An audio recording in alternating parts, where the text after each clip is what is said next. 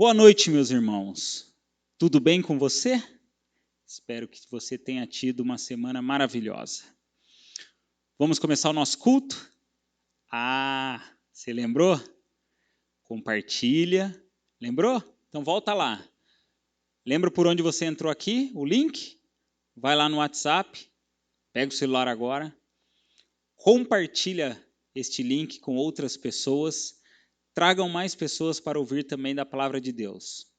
Enquanto você vai indo lá, vamos abrir também a nossa Bíblia em Salmo 100, de 1 a 3, que diz: Celebrai com júbilo ao Senhor todas as terras, servi ao Senhor com alegria, apresentai-vos diante dele com cântico. Sabei que o Senhor é Deus, foi ele quem nos fez, e dele somos. Somos o seu povo e rebanho do seu pastoreio. Amém? Vamos fechar os nossos olhos e invocar a presença do Senhor. Obrigado, ó Pai, porque mais uma vez estamos aqui reunidos, ainda que online, para louvar e bendizer o Teu nome, ó Pai. Esteja conosco em todos os momentos deste culto. Abençoe, ó Pai, o seu povo que está em sua casa reunido. Abençoe, ó Pai, a nossa igreja. Abençoe a igreja Hebron, Hortolândia, Betel e a congregação do Jardim Aeronave, Senhor. Sê presente com todos os irmãos dessas denominações.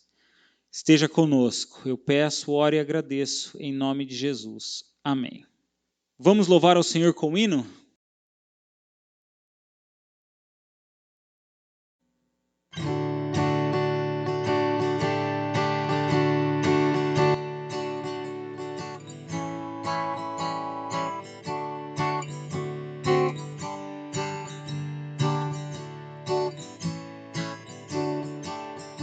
Quando lá dos céus descendo para o seu Jesus voltar, e o clarim de Deus a todos proclamar, que chegou o grande dia da vitória do meu Deus, eu por sua imensa graça lá estarei.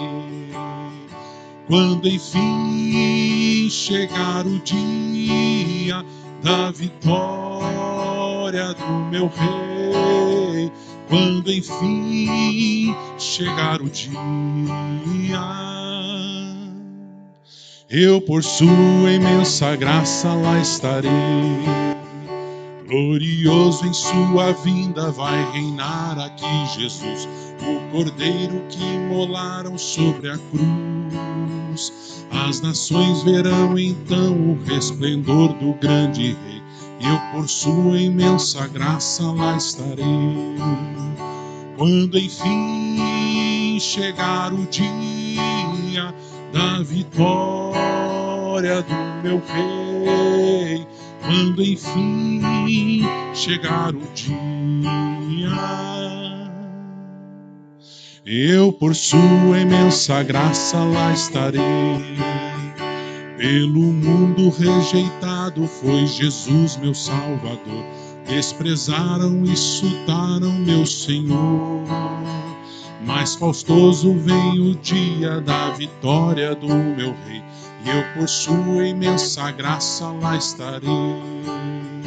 Quando enfim chegar o dia da vitória do meu Rei, quando enfim chegar o dia,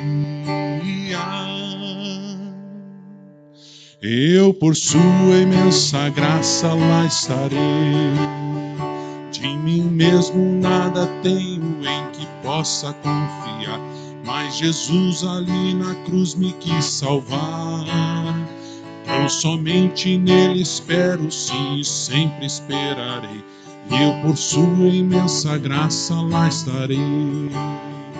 Quando enfim chegar o dia da vitória do meu Rei, quando enfim chegar o dia, eu por sua imensa graça lá estarei. Amém, louvado seja o nome do Senhor Jesus.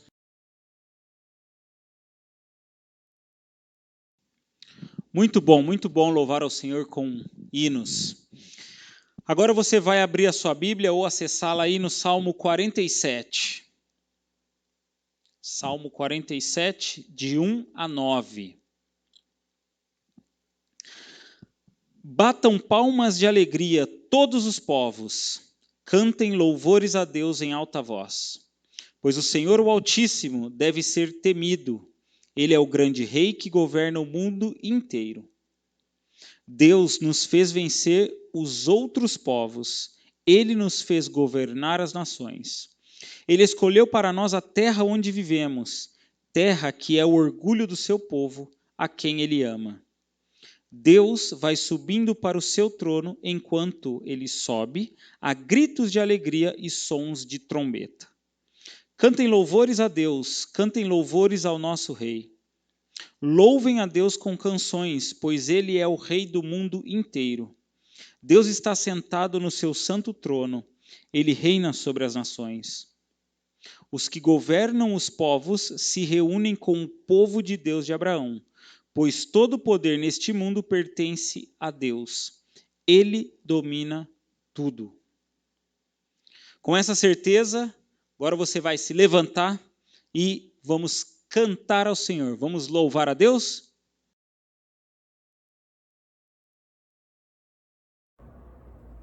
Jesus venceu. Ele venceu a morte. Ele ressuscitou ao terceiro dia. Lá em 1 Coríntios 15, 55 a 57 diz: onde está a morte, a sua vitória? Onde está a morte, seu aguilhão? O aguilhão da morte é o pecado, e a força do pecado é a lei. Mas graças a Deus que nos dá a vitória por meio do nosso Senhor Jesus Cristo, que venceu a morte e morreu em nosso lugar. Declare comigo. As profundezas desceu, o cativeiro quebrou, o inimigo está debaixo de seus pés. As alturas subiu, sentado à direita de Deus, toda autoridade tem nos céus e na terra. Por seu sacrifício fomos perdoados, seu amor nos libertou. Está consumado, o preço foi pago. Venceu, sobre a morte triunfou, venceu, das trevas sua luz brilhou, e um novo e vivo caminho abriu. Ele venceu, sobre a morte triunfou, venceu, das trevas sua luz brilhou, e um novo e vivo caminho abriu ao Pai. É por Ele que temos acesso direto a Deus, ao Senhor, ao Santo dos Santos. Ele morreu, Ele ressuscitou e nos tornou mais que vencedores. As profundezas desceu, o cativeiro quebrou, o inimigo está debaixo de seus pés. As alturas subiu, sentado à direita de Deus, toda autoridade tem nos céus e na terra. Por seu sacrifício fomos perdoados, seu amor nos libertou. Está consumado, o preço foi pago. Venceu, sobre a morte triunfou, venceu, das trevas sua luz brilhou, e um novo e vivo caminho abriu. Ele venceu, sobre a morte triunfou, venceu, das trevas sua luz brilhou, e um novo e vivo caminho abriu ao Pai. A morte não pôde detê-lo e o sepulcro está vazio. A morte não pôde detê-lo, o sepulcro está vazio. Venceu. Ele venceu. Por seu sangue fomos comprados e viveremos para sempre. Venceu. Ele venceu. A morte não pôde detê-lo. O sepulcro está vazio. Venceu. Ele venceu. Por seu sangue fomos comprados e viveremos para sempre. Venceu. Jesus venceu. Venceu. Sobre a morte triunfou. Venceu. Das trevas sua luz brilhou e um novo e vivo caminho abriu. Ele venceu, sobre a morte triunfou. Venceu, das trevas sua luz brilhou e um novo e vivo caminho abriu ao Pai. Ele abriu um caminho a nós, Ele nos deu a vida eterna, Ele nos deu a vida. Por Ele nós somos mais que vencedores, amém? Obrigada, Senhor. Obrigada, Senhor.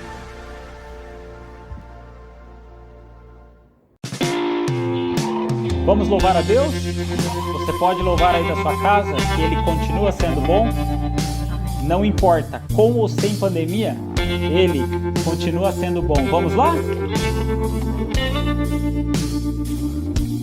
Um dia a gente aprende a confiar em um Deus que faz milagres, que ouve a nossa oração, que se faz presente aqui. Um dia a gente aprende a dar um passo só de cada vez, mas sem duvidar,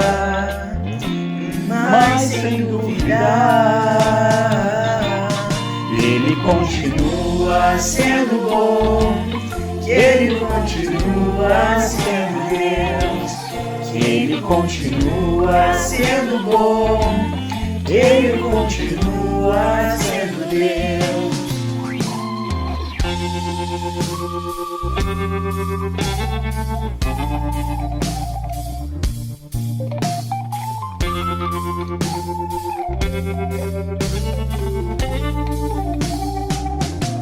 Então chega o dia de viver tudo que se aprendeu e a enxergar até o que não se pode ver. Chega o dia de entender, até ouvir um não de Deus, mas sem duvidar,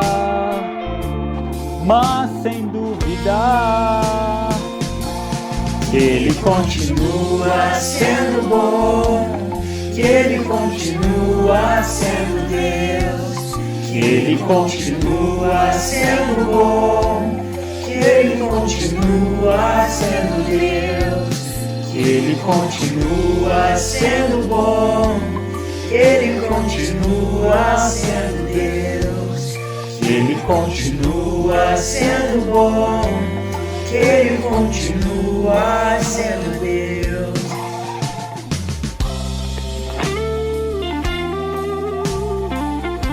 Amém. Ele continua sendo bom.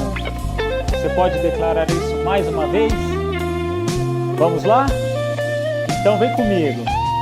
Ele continua sendo bom, Ele continua sendo Deus, Ele continua sendo bom, Ele continua sendo Deus, Ele continua sendo bom, Ele continua sendo Deus, Ele continua sendo bom, Ele continua. Amém. Aleluia.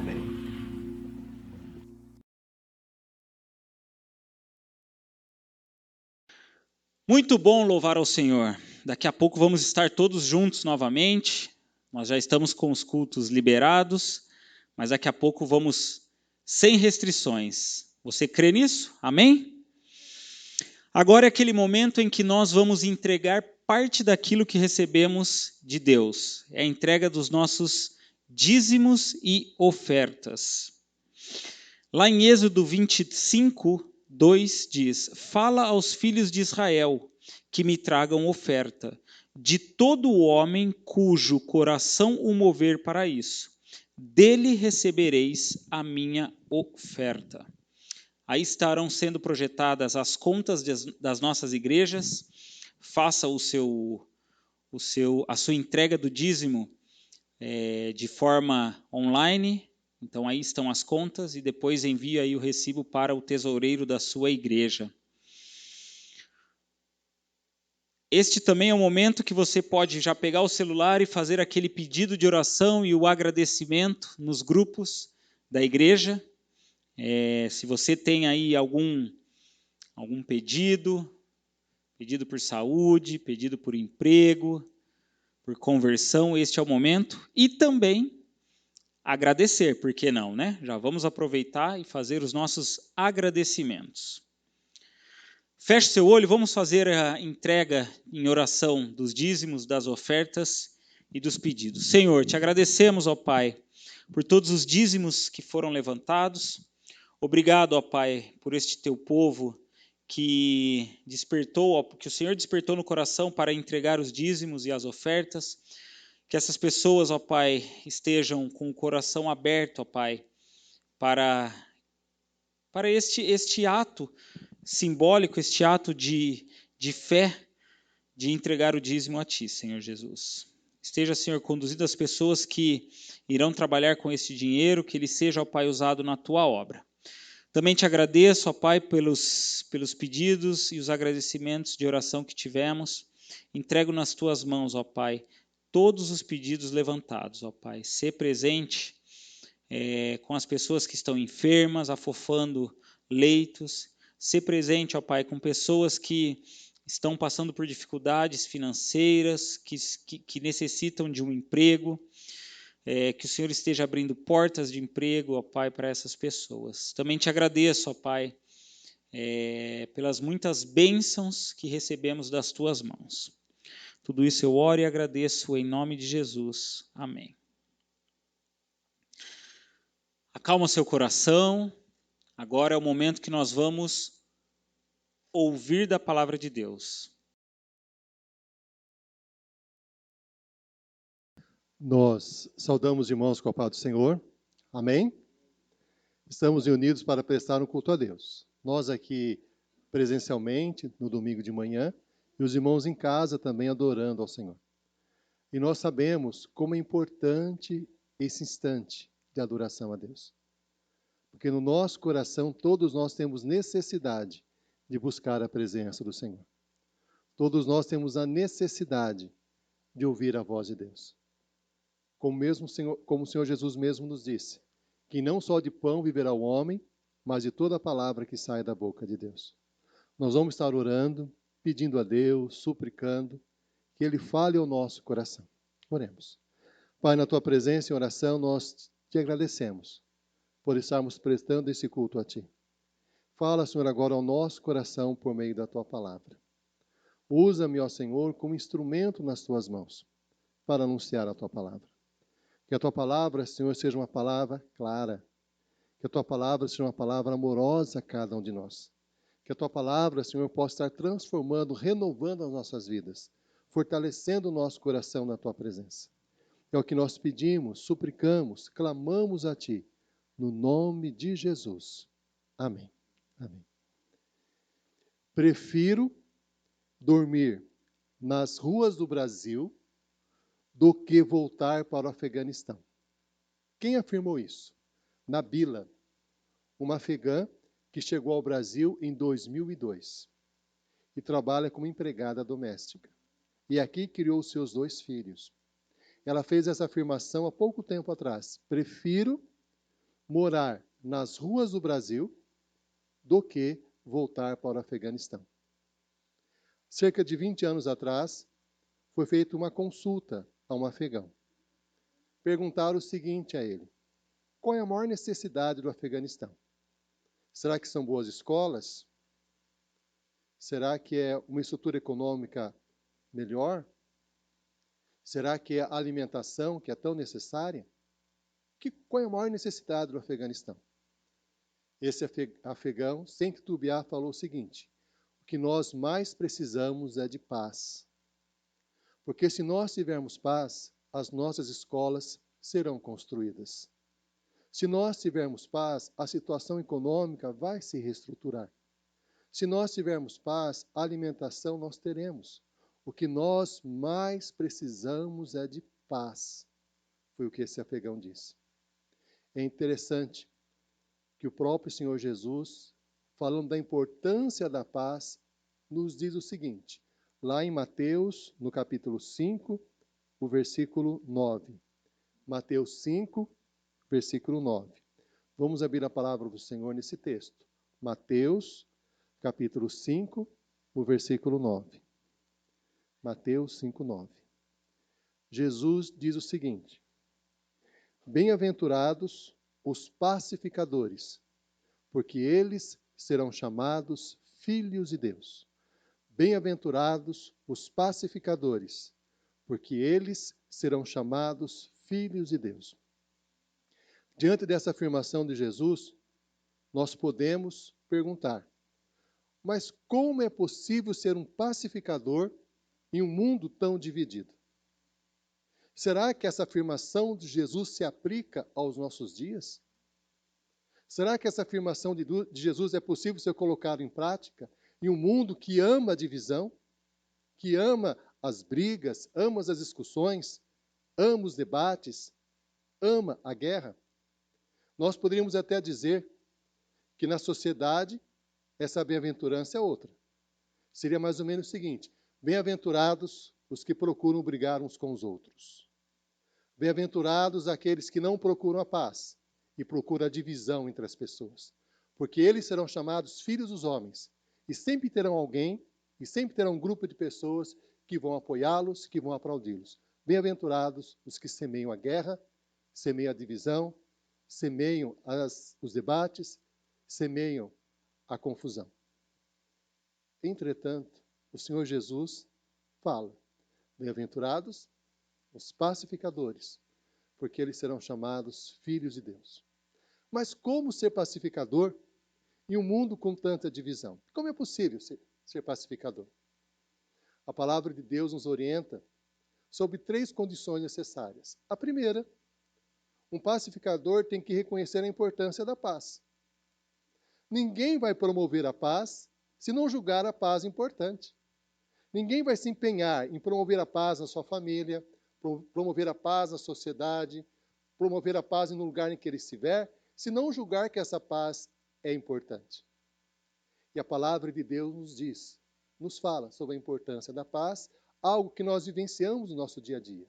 A Bíblia diz o seguinte, que sem paz nós não conseguimos dormir.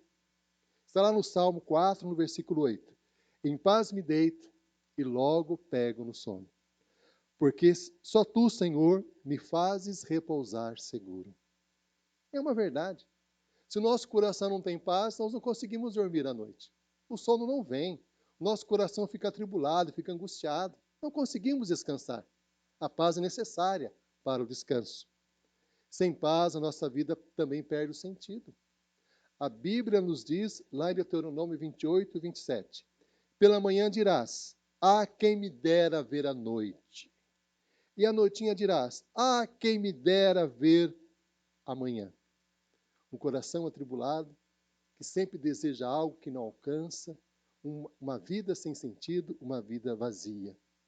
A paz é tão importante que a palavra de Deus nos fala que o nosso Deus da paz age para guardar o nosso coração e a nossa mente em Cristo Jesus, para termos paz. A paz é fundamental, é essencial. A Bíblia afirma que se não houver paz no lar, as orações são interrompidas. Lá no livro de 1 Pedro 3, versículo 7, fala a respeito disso. Que se o marido não tiver um bom relacionamento com a esposa, as suas orações são interrompidas. A mesma coisa se aplica em relação à mulher e ao esposo, a gente sabe disso.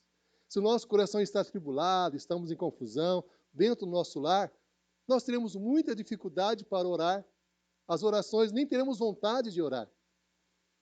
A paz é fundamental para termos comunhão com Deus. A Bíblia nos diz que sem paz o nosso lar vira um inferno. Olha o que a Bíblia fala lá em Provérbios 21, 9. Melhor é morar no canto do eirado do que junto com a mulher rixosa na mesma casa. A mesma coisa se aplica ao homem, né? Melhor é morar no eirado, morar num lugar difícil, do que com um marido, alguém que causa confusão em casa. Nós precisamos da paz no nosso lar. Um lar sem paz pode ser um lar confortável materialmente, ser uma casa espaçosa, temos todos os bens materiais que desejamos, que a família deseja, mas sem paz, o lar realmente vira um inferno. As pessoas cometem muitos equívocos em relação à paz. No início do século XX, o presidente americano, Woodrow Wilson, falou o seguinte: vamos começar uma guerra para acabar com todas as outras guerras. E assim iniciou com esse discurso a Primeira Guerra Mundial, que gerou 20 milhões de mortos. Lógico, acabou com as outras guerras? De forma nenhuma. Nós tivemos logo em seguida a Segunda Guerra Mundial, de 1939 a 1945, que morreram 50 milhões de pessoas. Acabou as guerras? Não, depois tivemos uma guerra famosa, a Guerra do Vietnã, a Guerra da Coreia, há pouco tempo a Guerra do Afeganistão, e assim por diante. Uma guerra não acaba com as outras guerras. Uma violência não acaba com a violência. Como pode o ódio acabar com o ódio? Nós estamos vendo o tempo todo o que acontece em Israel, no confronto com os palestinos. Os palestinos agridem, eles devolvem a agressão. Os palestinos devolvem novamente a agressão. E assim por diante. Isso nós temos visto na TV há quanto e quanto tempo nos noticiários. Guerra não acaba com a guerra. A guerra só gera mais guerra. Os que promovem a paz, os pacificadores, precisam reconhecer a importância da paz. A palavra de Deus nos diz que quando nós queremos aplicar a justiça, não é isso que acontece. Olha o que a Bíblia fala em Tiago 1,20. Porque a ira do homem não produz a justiça de Deus. Quando a pessoa está irada, está com raiva e quer fazer justiça, ela não vai produzir a justiça de Deus. Mas como que a justiça de Deus é produzida então? De que forma? O mesmo livro de Tiago nos diz, Tiago 3, no versículo 18. Ora, é em paz que se semeia o fruto da justiça para os que promovem a paz. A Bíblia enfatiza a importância da paz o tempo todo, constantemente. A palavra de Deus nos diz isso. A tal ponto que a Bíblia afirma também que uma das características fundamentais do povo de Deus é a paz. Porque o reino de Deus não é comida nem bebida, mas justiça e paz e alegria no Espírito Santo. Para sermos pacificadores em um mundo dividido, é fundamental, primeiro, que reconheçamos a importância da paz. Nenhum pacificador vai realizar essa ação se não considerar a paz importante. Ninguém vai fazer isso. Essa é a primeira condição. Qual é a segunda condição necessária? É ter a paz no coração. Para mim oferecer a paz, eu tenho que ter essa paz. Eu não posso dar o que eu não tenho. Por isso, essa é a segunda condição fundamental, ter a paz no coração. E a palavra de Deus nos diz que essa paz é resultado de um relacionamento com Deus. Lá em Gálatas 5:22 diz assim: mas o fruto do Espírito é amor, alegria, paz, longanimidade, benignidade, bondade, fidelidade, mansidão, domínio próprio. A paz é fruto do Espírito Santo no nosso coração. A paz é resultado de um relacionamento com Deus. Aqueles que têm esse relacionamento com Deus aprendem a ter paz no coração, porque colocam as suas necessidades, as suas angústias, as suas preocupações, as suas tristezas nas mãos de Deus.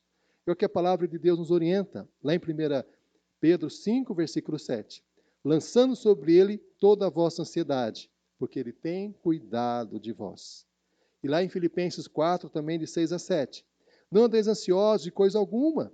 Em tudo, porém, sejam conhecidas diante de Deus as vossas petições pela oração e pela súplica, com ações de graças. E a paz de Deus, que excede todo entendimento, guardará o vosso coração e a vossa mente em Cristo Jesus. A paz, para oferecermos ela, temos que ter essa paz no nosso coração. E essa paz, meus irmãos, tem uma relação direta com o Senhor Jesus Cristo. A Bíblia nos fala que o profeta Isaías, ao anunciar a chegada do Messias, afirmou o seguinte: ele será chamado Deus forte, aliás, maravilhoso conselheiro, Deus forte, Pai da eternidade, príncipe da paz. Jesus é o príncipe da paz. Jesus veio para trazer paz. Lá em Isaías 53, versículo 5, fala também o seguinte: mas ele foi traspassado pelas nossas transgressões e moído pelas nossas iniquidades. O castigo que nos traz a paz estava sobre ele. Pelas suas pisaduras fomos sarados. Jesus é o príncipe da paz. Por isso, uma característica de quem tem a Cristo é ter paz no coração. E ter essa paz sendo fortalecida dia após dia, colocando as suas angústias, as suas necessidades, as suas dores diante do Senhor Jesus. E a paz é tão marcante na vida de Jesus que nós percebemos. Quando Jesus nasceu, os anjos falaram o seguinte, lá em Lucas 2, versículo 14. Glória a Deus nas maiores alturas e paz na terra aos homens a quem Ele quer bem. Os anjos anunciando que Jesus veio para trazer paz. Paz. É tão importante a paz na vida de Jesus, que Jesus afirma o seguinte, João 14, 27. Deixe-vos a paz, a minha paz vos dou, não vou lá dou como o mundo a dá. Não se turbe o vosso coração, nem se atemorize. Viver em Cristo é viver em paz. Viver em Cristo é ter o príncipe da paz reinando em nossa vida e nós semeando paz no nosso coração. Jesus também afirmou o seguinte, que no mundo nós passaremos por situações difíceis. Essas coisas vos tenho dito para que tenhais paz em mim. No mundo passais por aflições, mas tende bom ânimo, eu venci o mundo. A vida de Jesus é marcada pela paz. O príncipe da paz, quando nasceu, os anjos disseram, paz na terra aos homens. Jesus dizendo, deixe-vos a paz, não como o mundo a dá. Jesus afirmando, no mundo tereis aflições, mas tenhais paz em mim. E quando Jesus morreu e ressuscitou, ao se apresentar diante dos discípulos, ele disse o seguinte, ao cair da tarde daquele dia, está lá em João 20, 19, ao cair da tarde daquele dia, trancadas as portas da casa onde estavam os discípulos, com medo dos judeus, veio Jesus, pôs-se no meio e disse, paz seja convosco. A vida de Jesus é uma vida de paz. A marca de Jesus é a marca da paz. Por isso, para sermos pacificadores, temos que reconhecer a importância da paz. Senão, jamais seremos pacificadores. E segundo, precisamos ter essa paz no coração, que é resultado, que é fruto do nosso relacionamento com Deus, do nosso relacionamento com Cristo, que é o príncipe da paz. E qual é a terceira condição? Elevarmos a paz, como Cristo fez. Nós meditamos nesse texto, iniciamos essa meditação com a seguinte colocação. Como é possível sermos pacificadores em um mundo dividido? Será que isso se aplica à nossa época? Será que essa mensagem de Jesus se aplica à situação que vivemos? Jesus vivia isso, afinal de contas? A Bíblia nos fala que para sermos pacificadores como Cristo fez, é necessário reconhecermos que o mundo é dividido, que é uma característica da nossa sociedade, a divisão entre as pessoas. Na época de Jesus, havia divisões religiosas. Nós tínhamos o grupo dos fariseus e o grupo dos saduceus. Nós tínhamos divisões políticas. Na época de Jesus, nós tínhamos os zelotes. Pedro era um zelote. E nós tínhamos também os herodianos, que apoiavam Herodes, na época de Jesus. Na época de Jesus, as pessoas eram divididas nas questões sociais. Alguns judeus chegavam a afirmar que as mulheres talvez não tivessem alma, porque elas precisavam que os homens intercedessem por elas. Alguns pensavam isso. Alguns pensavam que as crianças não tinham valor nenhum, a tal ponto que Jesus repreendeu um grupo de pessoas dizendo o seguinte: deixai vir a mim os pequeninos, não os impeçais, porque dos tais é o reino dos céus. As pessoas tinham preconceito com pessoas que tinham qualquer tipo de doença, qualquer tipo de deficiência. Por exemplo, os leprosos ficavam isolados, não tinham contato com as pessoas. Jesus tocou nos leprosos, curou os leprosos. As pessoas tinham preconceitos em diversas áreas da vida. Escolhiam alguns pecados como mais sérios do que os outros, e assim por diante. E como Jesus tratou essas questões de divisão na sua época? Jesus, que é o príncipe da paz, falou o coração de cada grupo desses. Jesus falou aos fariseus, que eram religiosos, severos, que estudavam as escrituras sagradas, que procuravam fazer as coisas certinho.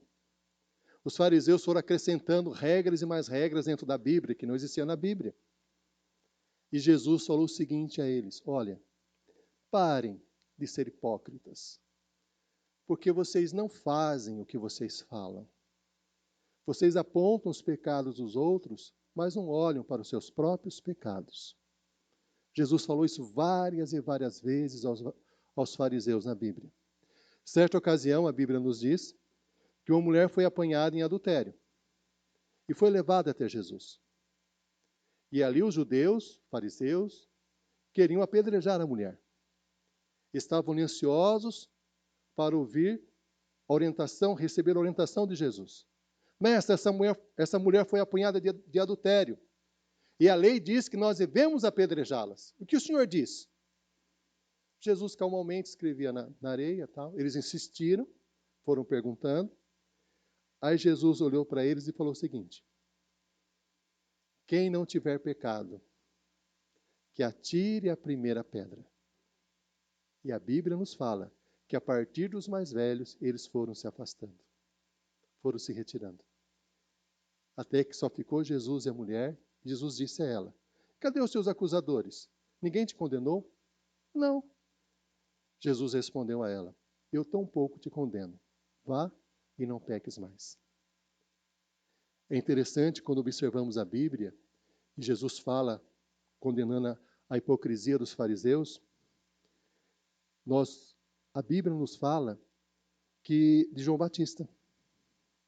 Qual foi o pecado que João Batista denunciou que Herodes estava praticando? Qual foi o pecado? Adultério, exatamente adultério. E qual foi a consequência dessa denúncia de João Batista do pecado e adultério de Herodes? Herodias e Herodes combinaram e mataram João Batista. Jesus condenando o pecado e adultério. Aliás, João Batista condenando o pecado e adultério. E o que nós percebemos hoje? Esse pecado e adultério hoje é comum. Ninguém se preocupa tanto com ele. Se tornou comum no dia a dia. Não é tão grave assim. Hoje as pessoas elegeram outros pecados sexuais para condenar, mas o adultério já ficou escondido.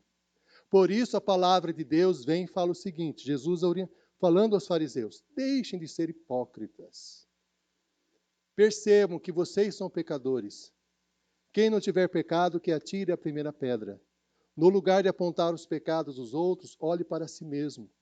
No lugar de ver o cisco no olho do teu irmão, repara na trave que está no teu próprio olho.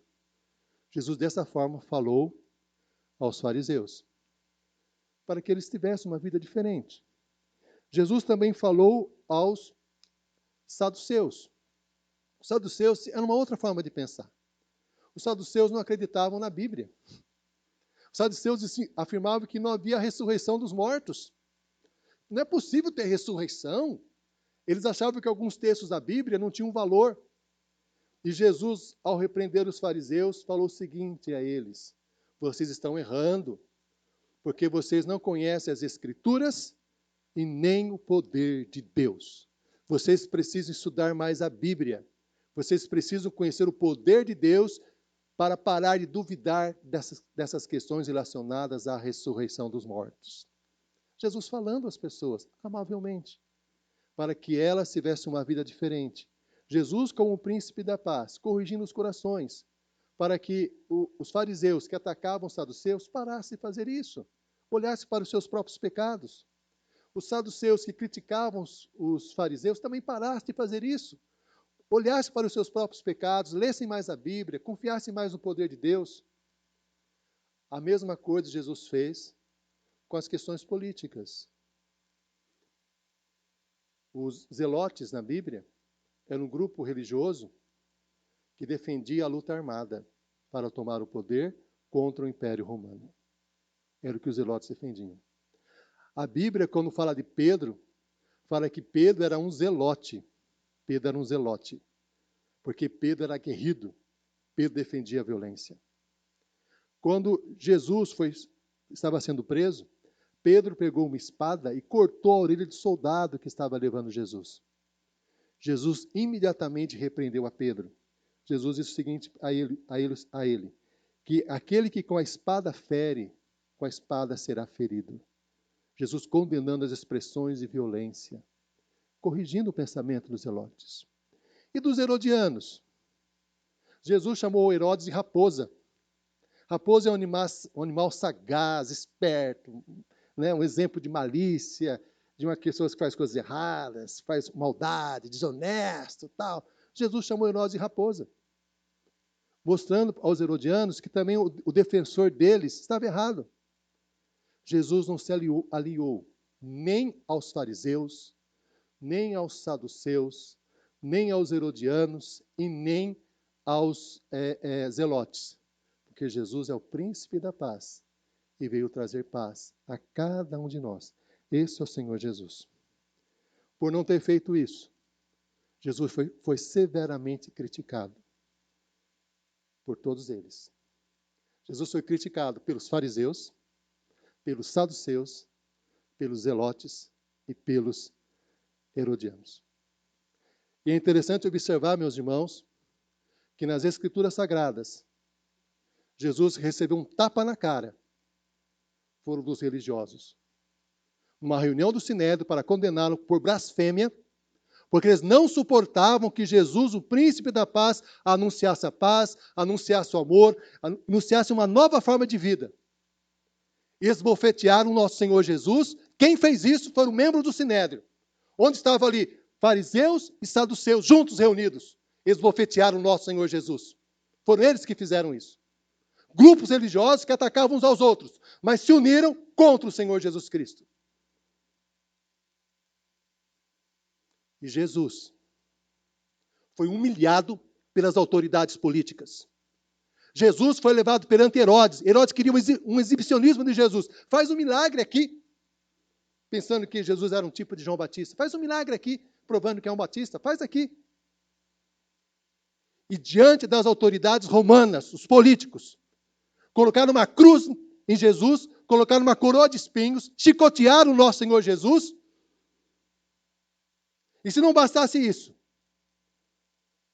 Pôncio Pilatos, percebendo que Jesus não merecia ser condenado de forma nenhuma, não havia nada para condená-lo, Pilatos lavou as mãos e passou para a multidão decidir. E os religiosos daquela época se uniram juntos para pedir Barrabás no lugar de Jesus. Barrabás era um zelote.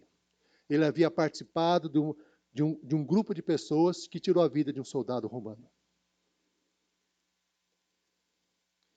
Jesus é o príncipe da paz. Ele veio para trazer a sua paz. O reino de Jesus não é desse mundo. Não é desse mundo. Meu irmão e minha irmã, sou professor de história.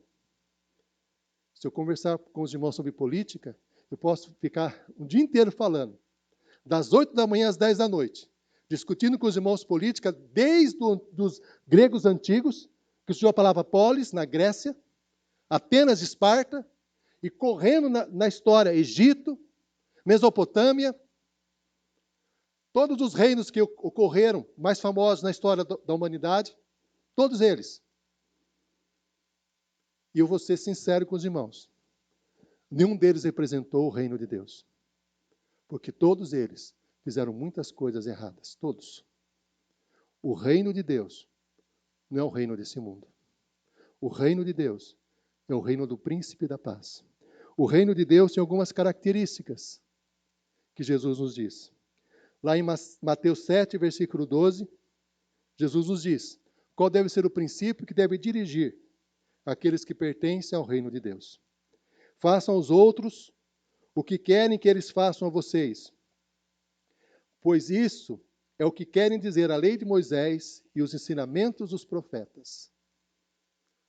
Como eu devo agir com relação às outras pessoas? Devo agir da mesma forma que eu quero que elas me tratem.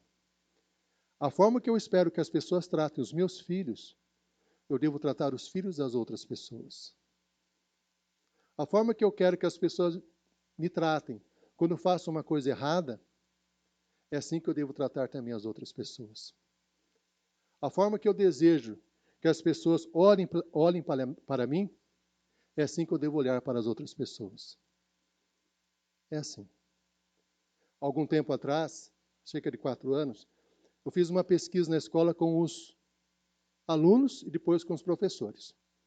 A pergunta era simples. Como vocês querem ser tratados? De que forma? Fiz a mesma pergunta para os professores. Como vocês querem ser tratados? Porque havia uma certa confusão, uma certa atrito. Sabe o que os alunos disseram? Alunos de 11, 12 anos. Eu quero ser tratado com respeito. E os professores? A mesma coisa. Quero ser tratado com respeito. Reuniu os dois grupos e falou o seguinte, tudo bem, se vocês querem ser tratados com respeito, os dois, é necessário também que vocês respeitem os outros, para que haja um respeito mútuo, um respeito entre as diferenças. A palavra de Deus tem esse princípio para nortear as nossas ações. Façam aos outros o que querem que eles façam a vocês, pois isto é o que querem dizer a lei de Moisés e o ensinamento dos profetas. Mateus 7:12. Mas e a pessoa que quer o meu mal? A pessoa que é diferente de mim? A pessoa que faz coisas que eu não gosto? Como eu devo agir? Jesus diz claramente, lá em Mateus 5, de 43 a 48. Ouviste que foi dito? Amarás o teu próximo e odiarás o teu inimigo? Isso não está na Bíblia. As pessoas criaram na época. Eu, porém, vos digo, amai os vossos inimigos e orai pelo que vos perseguem, para que vos torneis filhos do vosso Pai Celeste, porque Ele faz nascer o sol sobre maus e bons, e vir chuvas sobre justos e injustos. Porque se amardes os que vos amam, que recompensa tendes? Não fazem os publicanos também o mesmo? E se saudardes somente os vossos irmãos, que fazeis em mais? Não fazem os gentios também o mesmo? Portanto, sede vós perfeitos, como é perfeito o vosso Pai Celeste. Amar, orar pelos inimigos, pelas pessoas que nos perseguem. Meus irmãos, a palavra de Deus nos diz, lá em Tiago capítulo 4, versículo 1, de onde procedem as guerras e contendas que há entre vós? De onde, senão, dos prazeres que militam na vossa carne? Prazeres que limitam na vossa carne. É da onde vêm as guerras e as confusões entre as pessoas. Guerra não acaba com guerra. Guerra só gera uma outra guerra. A Segunda Guerra Mundial foi a maior guerra da humanidade até o momento. 50 milhões de pessoas morreram. Em 1941, no início de dezembro, os japoneses, com ódio dos americanos, resolveram atacar. organizaram uma esquadra de aviões com cerca de 400 aviões. Nessa esquadra, colocaram o piloto mais capaz para liderá-la, que foi Mitsuo Fujita. Ele chegou até o Havaí, tinha uma base americana em Pearl Harbor, e lá ele repetiu 3 palavras como ordem de comando aos 400 aviões. Tora, tora, tora. Que em japonês quer dizer tigre, mas eram siglas que diziam: joguem torpedo, atirem, matem. E foi o que aconteceu. Bombardearam a base americana de Pearl Harbor, no Havaí. Cerca de 2.400 pessoas morreram. Nessa ocasião, um soldado americano, Jacques Dessalles, falou o seguinte: os japoneses vão pagar por isso. Eles vão receber na mesma moeda. Passou um ano, os americanos organizaram uma expedição, chamada Dolittle, para fazer um ataque aéreo no Japão, em Tóquio. E foi o que aconteceu. Fizeram o ataque aéreo, entretanto, no retorno para casa, o combustível não foi suficiente. Eles tiveram que aterrissar e foram presos. Entre eles, Jacques Dessalles. Os seus amigos, ele comenta, que foram mortos. Ele viu 3 companheiros sendo mortos. Um ele viu morrendo de fome. Ele ficou 4 anos preso, sendo torturado, espancado, numa solitária, com o coração extremamente amargurado, odiando os japoneses. Eles vão morrer. Eles vão pagar por tudo que está fazendo comigo e fez com os Estados Unidos. E no seu desespero, ele suplicou a um guarda que estava cuidando dele, vigiando, que ele desse alguma coisa para ele ler. Implorou. E deram uma Bíblia. Ele ficou com a Bíblia apenas 3 semanas e depois foi retirada a Bíblia. E ele relata, depois que ele leu a Bíblia, o seu coração foi inundado pelo amor de Deus. Ele afirmou, Jacques Dessalles, que ele olhou para os seus executores agora de uma forma diferente. Ele disse o seguinte: olha, o que eles fizeram por mim, contra mim, pelos meus companheiros, porque falta o amor de Deus no coração deles. Eles não compreenderam o amor de Deus, que está ligado diretamente ao perdão. E ele perdoou aquelas pessoas. Quando ele saiu, depois de 4 anos, foi para os Estados Unidos. Lá ele estudou no seminário, resolveu ser missionário no Japão, onde ele bombardeou. E ele escreveu um folheto, Fui prisioneiro no Japão, em que ele comenta exatamente tudo o que aconteceu, o seu ódio, e como o amor de Deus operou na sua vida, e como ele perdoava os japoneses por aquilo que havia acontecido. Nessa época, quando ele fez esse folheto, Mitsuo Fujita, lá no Japão, né, foi o comandante que atacou Pearl Harbor, chegou nas mãos dele esse folheto. E ele leu o folheto. Ele ficou pensando, como é possível alguém perdoar dessa forma? Que poder é esse? Que Deus é esse? E Mitsuo Fujita se entregou a Jesus Cristo. Se formou missionário, foi ser missionário nos Estados Unidos que ele atacou. Os dois se reuniram e viraram amigos íntimos. E os dois dando testemunho claro que o reino de Deus não é o reino desse mundo. Que o reino de Deus é um reino de paz. Que Jesus é o príncipe da paz. E nós somos chamados por Deus para anunciarmos a paz aonde nós estivermos. Nós somos chamados por Deus a reconhecer a importância da paz. Se nós não reconhecermos que a paz é importante, nós não vamos nos empenhar para promovê-la. Temos que reconhecer que a paz é importante.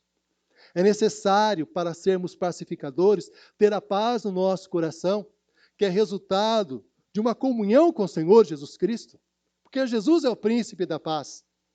E é necessário, para sermos pacificadores, reconhecer que o reino de Deus não é desse mundo, que os valores do reino de Deus não é desse mundo.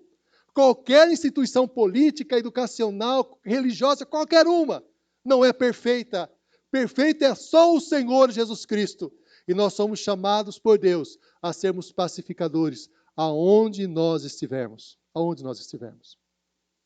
Um pastor de jovens, lá da 8ª Igreja Presbiteriana de Belo Horizonte, né?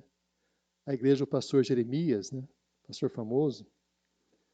Em uma mensagem ele falou o seguinte, que ele pensou em fazer uma ação na igreja. Ele falou que depois ele desistiu. Porque essa divisão, essas guerras, ele falou o seguinte, que ia pedir para uma pessoa entrar com a camisa do Bolsonaro, outra entrar com a camisa do Lula. E os dois iriam no meio da igreja para ver a reação das pessoas. O pessoal assustou, porque a animosidade que foi criada na questão política é muito triste.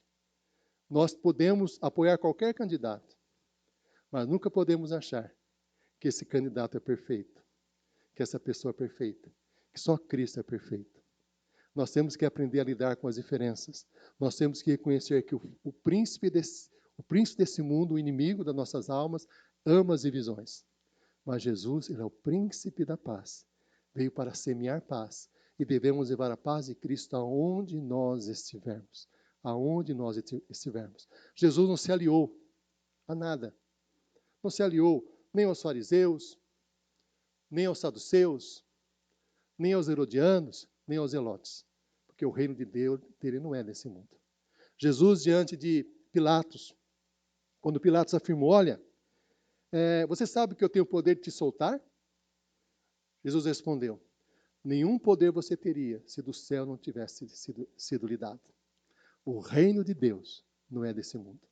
Bem-aventurados os pacificadores, porque eles serão chamados filhos de Deus. Nós somos pacificadores.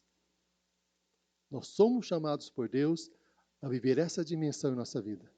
Precisamos de paz. A paz que Cristo dá. Oremos. Pai, na Tua presença em oração, nós suplicamos em nome de Jesus. Opera, Senhor, no nosso coração.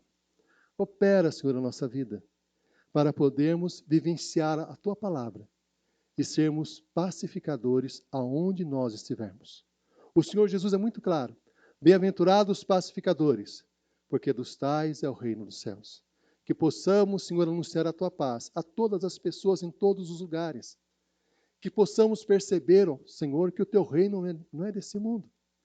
Que o Teu reino é um reino baseado no amor. Que o Teu reino é um reino baseado na realidade, em nós olharmos para as outras pessoas e da mesma forma que queremos que elas nos tratem, que nós possamos tratá-las também. Senhor, nos ensine a vivermos na Tua presença, a vivermos como pacificadores, como o Senhor Jesus nos diz. Bem-aventurados os pacificadores, porque dos tais é o reino dos céus. Opere, Senhor, na nossa vida e a cada instante nos faça, Senhor, ser pacificadores. É o que nós pedimos em nome de Jesus. Amém. Amém. Amém.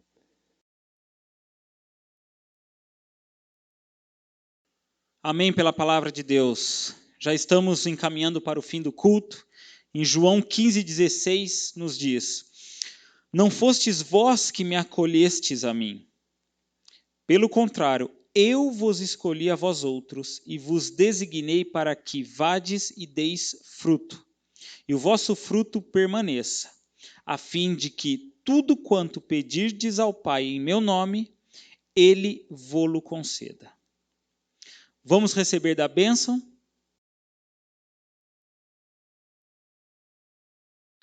Recebamos a bênção do Senhor. Que o Senhor, Ele nos abençoe e Ele nos guarde. O Senhor sobre nós levante a luz maravilhosa e poderosa do seu rosto. O Senhor nos cubra com a sua terna e poderosa paz. Amém. Deus abençoe a todos.